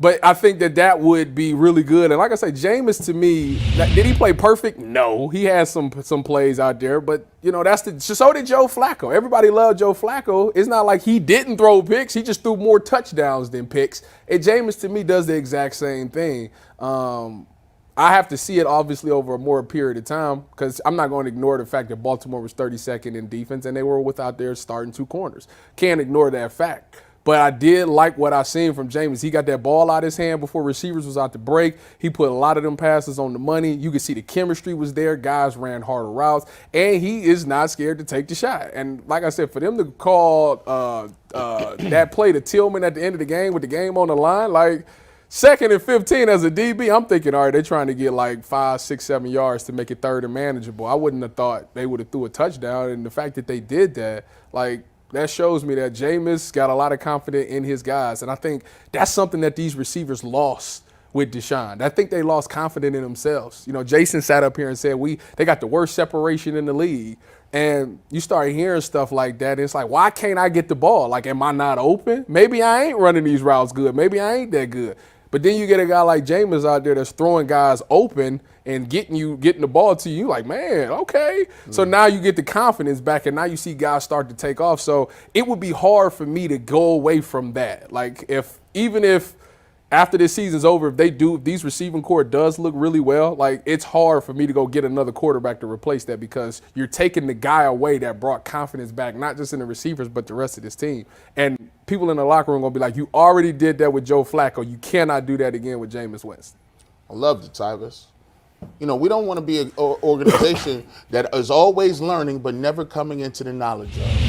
You're always learning, right? We just had Joe Flacco here last year. And all right. What do you think about what Tyvis was saying as far as, or just the premise here, Pete, of, like, are you taking Jameis serious as a guy, as your starting quarterback 2025? Yeah. I mean, yeah.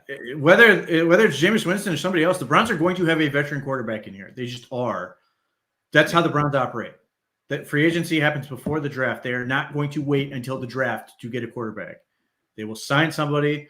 They will make sure they have a competent player. Jameis Winston has every opportunity to prove that is him. And he's younger. Are you drafting a quarterback as well? I probably would, just probably not where everybody else wants me to draft a quarterback. Right now, I'm working on this premise. Jalen Milroe is the only quarterback who's a lock first rounder. That's it. Everybody else, we'll see. Who? Jalen Milroe. People will talk themselves into the tool. I really like Jalen Milroe. Everything I seem to hear about the kid is extraordinarily positive. Good kid, grounded, just hard worker, humble. And then you see all the tools and the fact that he's basically a very big running back who can throw. And what that does to a defense, you see Lamar Jackson, you see Josh Allen, you see, granted, Anthony Richardson's not a great example. You see Jaden Daniels. Jalen Milroe has that capacity to get to that point. And somebody will talk themselves into this one way or the other. And I think Jalen Milroe, as Dan Brugler has already argued, has already done way more than Anthony Richardson ever did. Almost 230 pounds, 4.4 speed. Somebody's going to draft him. It's just going to happen. Think, yeah, I agree. Don't you think by the time the draft process is done and everything else, because it just tends to happen every whether they're ranked there at the end of the year or not, by the time the draft comes around, don't you think somebody will take Sanders in the first round and somebody will take Cam Ward in the first round? Maybe, but right now I think it's more likely they trade back into at the end of the first round. Okay. None of these guys are compelling enough to me right now, and I haven't done the research, but I've yet to see anybody sort of go, oh man, there are fan bases, including this one, which are going, oh, you have to take. You don't. No. He's not he's a very talented quarterback. He also takes a stupid number of sacks, and I'm not even gonna get to the other stuff. Just on the field. He takes a stupid number of sacks, and he doesn't step up in the pocket very well. He throws the hell out of the ball. He's very accurate. He does a lot of things where you're just like, wow. Is he playing at high-level competition? Not really. I mean, they're fine. I mean, credit where it's due. They are playing well against teams that they're playing against. He has played a ton of football. Cam Ward, interesting. Double transfer. I'll be curious to see how teams evaluate him, but is he a lock first-rounder to me? No. And we've seen draft classes where non-lock first rounders get drafted way earlier than they should. Jake Locker, Blaine Gabbert, Christian Ponder was in one class and they went like 10, 11, 12, and none of them should have. But teams just tend to reach out of desperation. Or that could happen. This could also be a year where they treat Shedeur Sanders like Geno Smith, who went round 2. But I think it's more likely somebody will trade up into the end of the first round. But with the idea that I think Jalen Milroe is the one guy who will go at the top of the draft. And by the way, I think the Browns would fall in love with Jalen Milroe. I'm just going to put that out there. I think they would absolutely love him.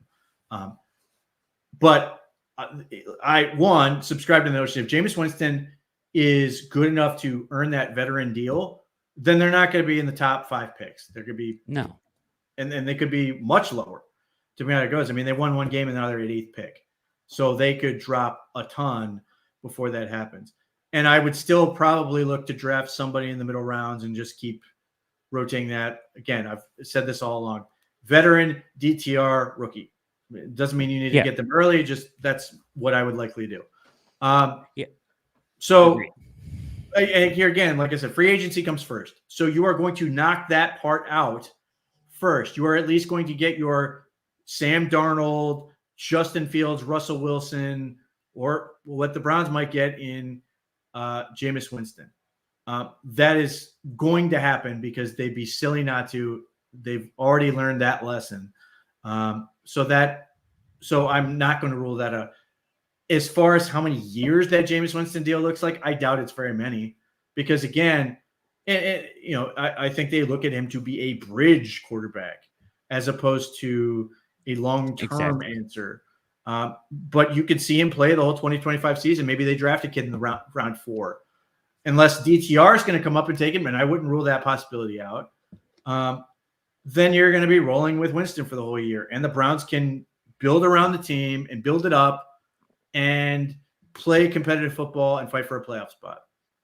And then come back to the next class, and maybe there's somebody they really love and they want you to trade up for and get that guy or whatever. There are a lot of ways to get a quarterback. But unless the Browns are in love with somebody, and again, unless it's Jalen Milroe, who I think the Browns will fall in love with, maybe, I don't know if it's enough to necessarily make that big leap, but that's my guess from here. But ultimately, yeah, I mean, I think that's the best path forward. I don't think the Browns want to be in a situation where they are sitting there in the front of the draft going, or whatever area of the draft, saying, we have to get this guy. They are not going to put themselves in that situation. I think they're going to give themselves every opportunity to get a quarterback if they love him, and they may move up to get a guy. But ultimately, if they don't, they're not going to force it, and they're going to play good football around there. So Jameis Winston has every opportunity to be that guy. And I think it's smart. I don't think it's going to be terribly expensive, and certainly works in terms of offsetting the cost of Watson's cap hits and all that stuff. But you are continually looking for the guy who's ultimately going to be the franchise guy. And maybe there's a world where Jameis Winston becomes Geno Smith. Maybe that's going to happen. I'm not betting on that reality. I think it's unlikely. But I think you can get somewhere in the range of outcomes of Jacoby Brissett to Joe Flacco, maybe a little bit better than Joe Flacco.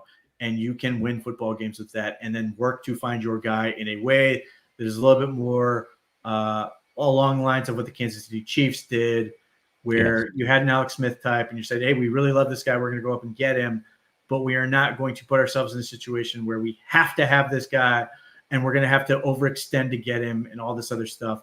I think they're going to give themselves more outs.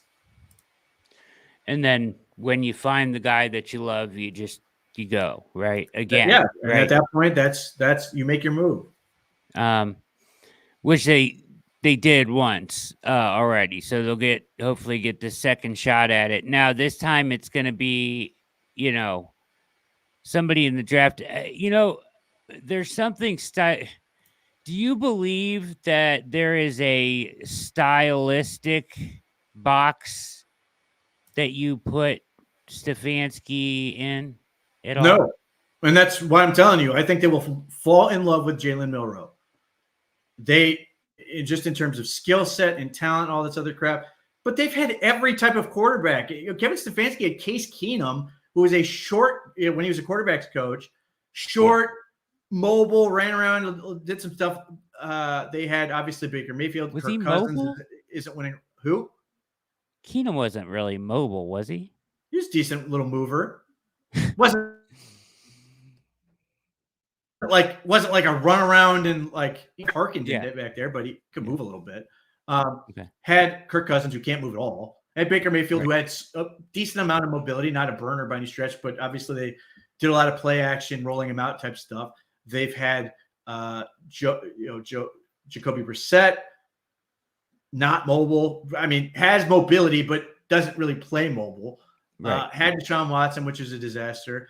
DTR is certainly the guy where you sit there and go, man, they clearly liked the guy who had mobility and all this other stuff because they ultimately like what he can do from the pocket first, and the other stuff is an extra. So that's ultimately why I think they would easily talk themselves into a guy like Jalen Milroe, betting on the kid, betting on the skill set as it evolves, and really fits what Ken Dorsey has been a fan of over the course of his career. Had, like we said, DTR now has Jameis Winston, who is more, again, in sort of the Brissett mold of more mobile than you think he is, but he doesn't really use it very much. In fact, I think Brissett is a little bit more aggressive with his legs than than Jameis is, but ultimately it starts with what happens in the pocket. If you can operate consistently from the pocket, operate on time, that's the stuff that Kevin Stefanski, that's his type. This other stuff is irrelevant. So, I mean, there are people, Garrett Nussmeier makes a lot of sense in terms of like where people think Kevin Stefanski is, although that's another one that terrifies me. He's played basically no football in terms of college. I know he's the son of a quarterbacks coach who's had a ton of success. Does a lot of things right. I think he's up to like 8 starts in college because they obviously got to get more Daniels. than that. Yeah. So that's always a tough spot for me. So I don't think they operate from the standpoint of, man, I don't want an athletic guy. No coach is ever going to say that. That's right. insane. So they're going to say, I want the guy who can here's do an example. Skill set. Here's an example. The chat was talking about Justin Fields as an off-season option. To me, he doesn't strike me as a guy that's good enough in the pocket to work in this. Agreed. But that's not, but like that's the part that matters. Right. It's that he's not consistent enough in the pocket to say, let's go ahead and get Justin Fields. It's A and then B. Like it's not. I don't want an athlete. It's I need somebody that can manage the pocket, throw this stuff on time, do this A, B, C, and be athletic, and that's the perfect package, which is what they thought they were getting with Watson. Yes, and I mean, like it's like who's saying no to Peyton Manning, but he runs a 4.5? You know what I mean? It's like that stuff doesn't make any sense. So. Yeah, athleticism matters. It's going to continue to matter. You're seeing what it does to defenses. And you're seeing, in some ways, what being a statue sort of limits you in doing and can make you predictable and can make it very difficult to succeed with just how athletic defenses are getting and knowing where they're going to be. So that's why there's some element of, I don't know that the Browns necessarily operate in this way. I don't think they do, by saying basically they need athletic minimums. But you could get to that. I bet there are teams that do operate that way, that just sort of say you have to be this athletic to do X. Like Brock Purdy's reason, again, not necessarily the most athletic guy, but he can move a little bit, but he operates that system on time, gets the ball out. Tua, again, gets the ball out on time, actually more athletic than you think, but that's not really his game. So it just comes down to more of, I think the Browns are going to focus on identifying guys they believe can succeed on the pockets, can succeed throwing the ball on time, and then can do the extra stuff, which takes them to the next level. Absolutely. Well said. All right, just another minute of this here, and we'll wrap things up here. People said, Joe Flacco, hey, we couldn't do it. We couldn't do it. He put up the numbers. He did what he did. And then all of a sudden, we arguing back and forth about why did we let Flacco go, why we do this, why we do that. And Jameis is young. Younger. He's, what, 30? He's 30 years old. I'll go back to what I talked about yesterday, Bull, and I was sitting there thinking about it more. The San Francisco 49ers was in a specific same situation. We talked about they had Jimmy Garoppolo. They thought they can get better. They went and got Trey Lance, gave up all this draft capital, figured out that neither one of them wasn't that good. And you know how they saved themselves and are able to still be contenders today? Because they had the guts to say, I'm going to roll with this 6th-round draft pick, Brock Purdy, or whatever the case may be, and we're going to roll the dice on it. And they didn't half do it. They just said, I'm in on it. Like, this is how we going to move. We're going to give him plays to throw. We're going to put confidence and roll confidence into the dude. It's a similar situation. Similar. I mean, they went with Trey Lance. Trey Lance got hurt. Brock Purdy comes in, and he balls. Trey Lance gets healthy the next year. They decide to go back to Trey Lance. Trey Lance get hurt again. Brock Purdy comes in and takes off, and they never look back. The difference between the Browns and the 49ers at this current moment right now is that the 49ers admitted that they made a mistake by getting rid of Trey Lance. The Browns have yet to address the fact that they made a mistake. And you got an opportunity. Like, Deshaun Watson got... All right, I disagree with the idea that I think internally, Pete, I don't know, you can disagree with me if you want, I don't think you will, but I think internally they understand that the Watson era is over and that they realize they made a mistake, but the way you manage this doesn't allow you to come out and cut him, which is what people want them to do to acknowledge the mistake, right? They're not going to hold a press conference and come out and say, listen, we messed up, but we're going to have to keep him on the roster because of money reasons for the next 3 years. They're just not going to do that. until they cut him, nobody's going to say that they acknowledge the mistake. That's my opinion.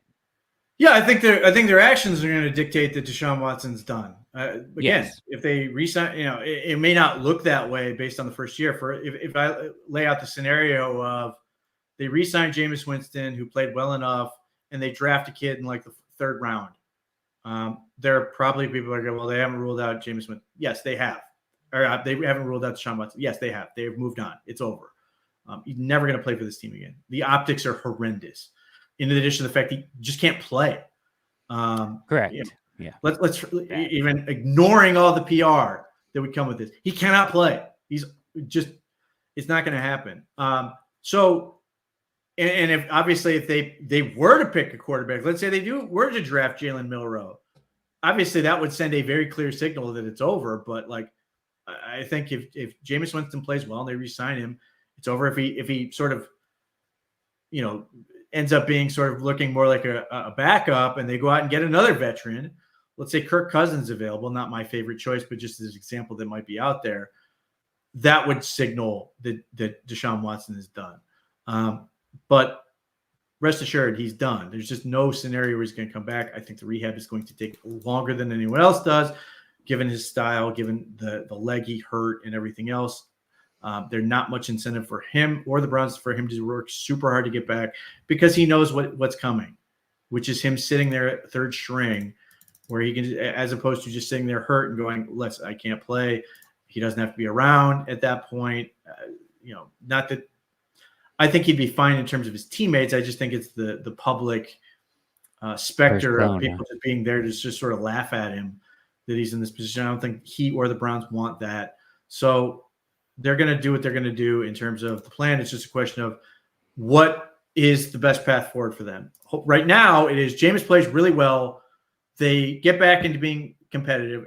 Nothing would be better than a 5-game win streak and they're 6-6. But we'll see what it looks like if they can beat the Chargers and they head in the bye week. The conversation will suddenly get very different with this team, even at 3-6.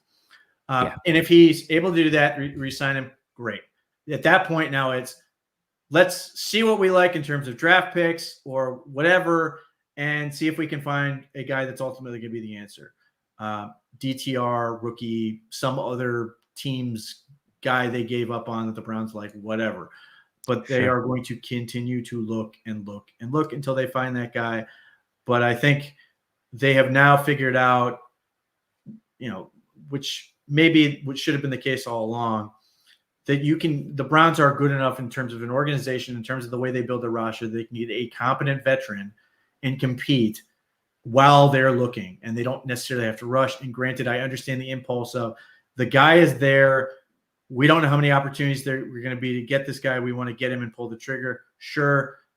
I think they can be a little bit more restrained, even if that's ultimately going to be meaning that they trade up and give up a lot to get a quarterback. I just don't think it will ever. What could, what could possibly match that? And I don't think that Trey Lance type situation is ever going to happen. Agreed. I think that best case scenario is he continues to play well. You feel like you have confidence in him moving forward, and that takes away any need for going out on the free agent market and searching, and you feel like you have a guy that is already entrenched, right? As you head into the offseason. So I think that would be the ideal scenario, but ultimately they're going to, like you said, they're going to have somebody that they believe can start games in here before the draft, regardless. Yeah, I mean, the Browns, their modus operandi is fill the roster before the draft, eliminate the needs before the draft, and then operate from a position of strength where you can take great opportunities and capitalize, which they've gotten really good at recently. Now, I still don't love some of the things they did in this past draft. I also think it was a pretty shitty draft. I'm hoping it's very interesting. I think this coming draft is better than, I guess, my early impressions is better than a lot of people do.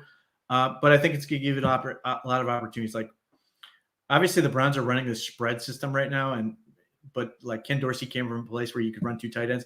Right now, I love this tight end class. I would be more than happy to go get a tight end from this class and add him with David Njoku just to get more, problematic, talented football players. I'd love to get another franchise type offensive lineman, address the defensive tackle, all those things to continue building this roster. And then you can do essentially what the Pittsburgh Steelers are doing right now because your roster is good. I think there's certainly an argument to be made to do exactly what the Steelers did, which is make your defense even better, really work on the offensive line, and then have a veteran that's capable of leading you forward until you get to the point where you can get that franchise quarterback that hopefully takes you to the next level.